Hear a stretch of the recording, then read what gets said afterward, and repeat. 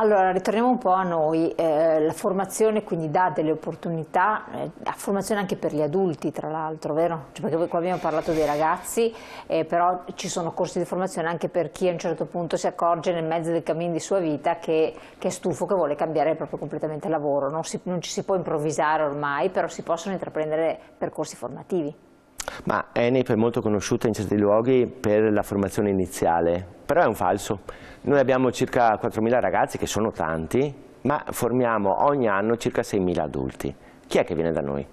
Quelli che vogliono cambiare lavoro, quelli che vogliono progredire nel proprio lavoro, esatto.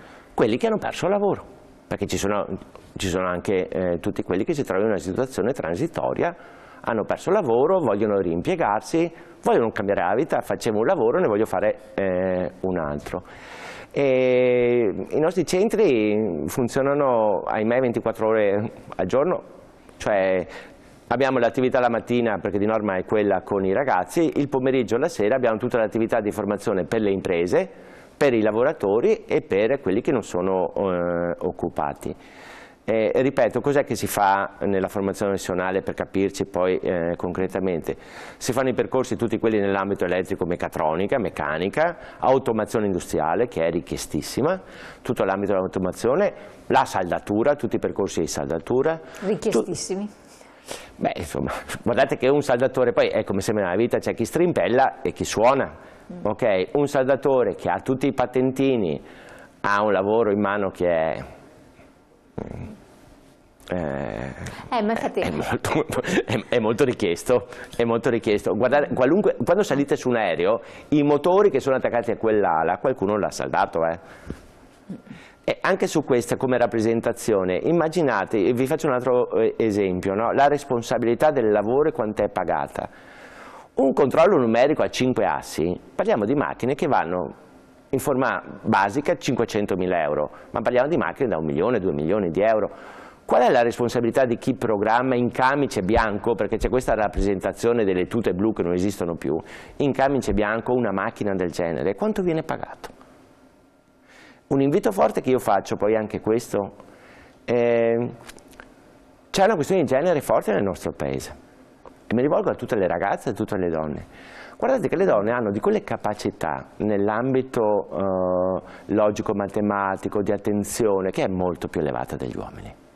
È molto più elevata degli uomini. In tutti gli altri paesi, per esempio nella meccanica, ecco, questo io continuo a dirlo in maniera forte, ci sono tutta una serie di figure che possono ben essere attività svolte da donne, molto meglio degli uomini, e che negli altri paesi sono coperte da donne. Programmare la meccanica sono programmazione di macchine utensili, per esempio. Certo. Programmare una macchina utensile vuol dire stare davanti a una macchina e costruire, è un'arte, far lavorare una macchina che fa pezzi. Le donne sono molto più brave degli uomini. Nel nostro paese, anche nell'ambito della meccanica auto, che noi rappresentiamo il meccanico con le cose, sta cambiando tutto.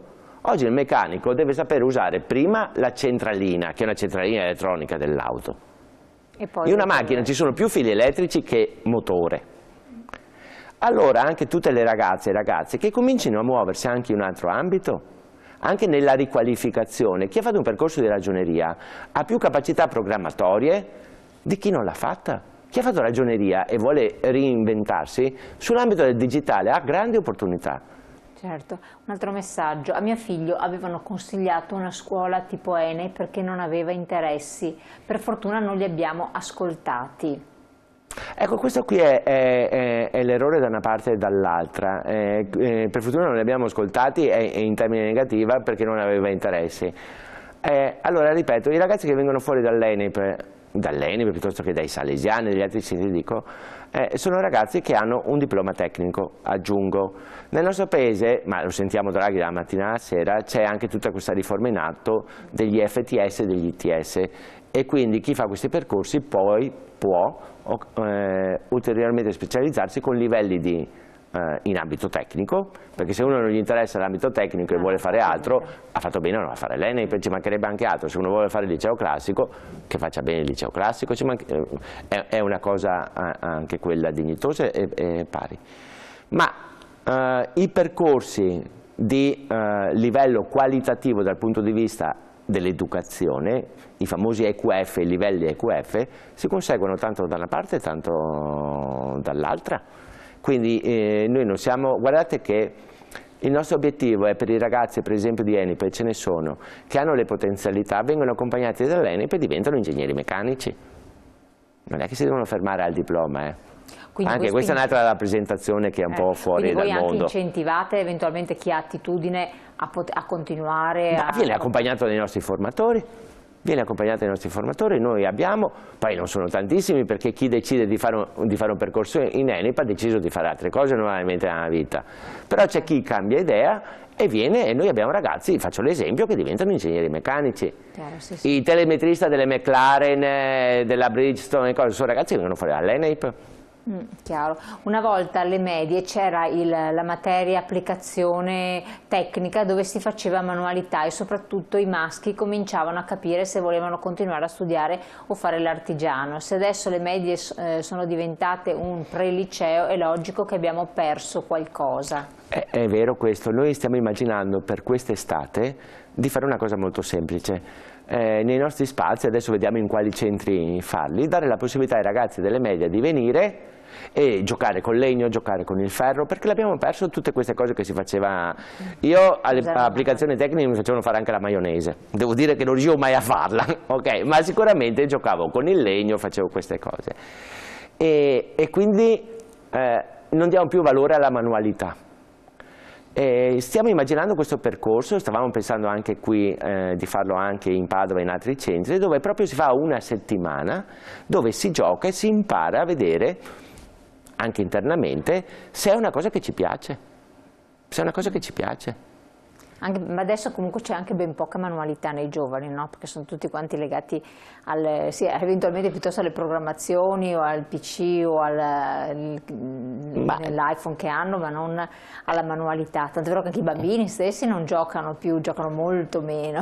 È cambiata la società, noi una volta quando avevamo 12-13 anni ti mandavano a raccogliere le mele, l'uva, si era vicini al lavoro in un modo diverso da quello che si è. Oggi si è molto distanti, era normale fare i piccoli lavoretti e per il piccolo lavoretto ti davano anche 2 soldini, oggi non lo si può fare e anche culturalmente i nonni non hanno più la possibilità di farlo.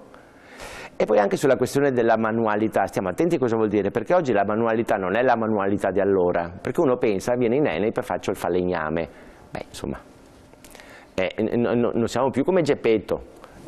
Oggi un falegname ha macchine, anche quello, che funzionano con un computer dietro, deve avere la conoscenza chimica delle vernici, insomma i lavori che noi immaginavamo una volta non esistono più. L'elettricista è quello che vi alza e abbassa le persiane e vi dice, collega il frigo al vostro telefonino e vi dice che in frigo manca il latte. Un elettricista una volta si chiamava lo spelafili, oggi l'elettricista fa andare i pannelli fotovoltaici, è una cosa un po' diversa. Fate degli open day dove spiegate tutte le attività che insegnate? Se sì, quando? Grazie, Gianni da Mestre. Sì, tutto il sistema della formazione fa questi open day. E dopo uno deve andare a vedere nel sito, nel caso di ENIP, basta andare dentro www.enip.veneto.it o scrivete ENIP Veneto, viene fuori, e nella schermata ci sono tutti gli open day che noi facciamo. E quelli sono quelli classici, per cui tutte le famiglie vengono, si fanno i giri sui laboratori, si spiega tutta l'attività, quanta matematica si fa, eccetera. E se no diversamente, senza nessun problema, uno prende appuntamento, viene e gli si fa l'open day per lui, è un percorso personalizzato, si sta insieme un'oretta, ripeto, con l'orientatore o col tutor, perché ecco un'altra cosa che è poco, e anche colpa mia, poco nota è questa. C'è una grande differenza fra l'istruzione e la formazione professionale e quella che noi chiamiamo la scuola classica. Immaginate in ENIP c'è un sistema di tutor.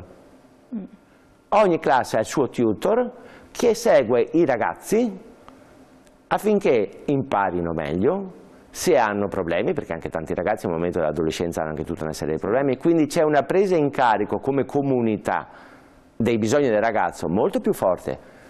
avere un servizio di tutoraggio di qualcuno che ti segue, credo che anche rispetto anche alle famiglie sia, cioè io immagino che un'esigenza della famiglia oggi sia qualcuno che si prende in carico mio figlio seriamente, e non che quando chiude la scuola non so dove sia, oppure se non è andato a scuola. Seguono proprio i ragazzi. C'è il tutor che segue, per ogni classe c'è un tutor identificato, e anche banalmente il ragazzo che ha problema con quel formatore ha un tutor con cui sfogarsi.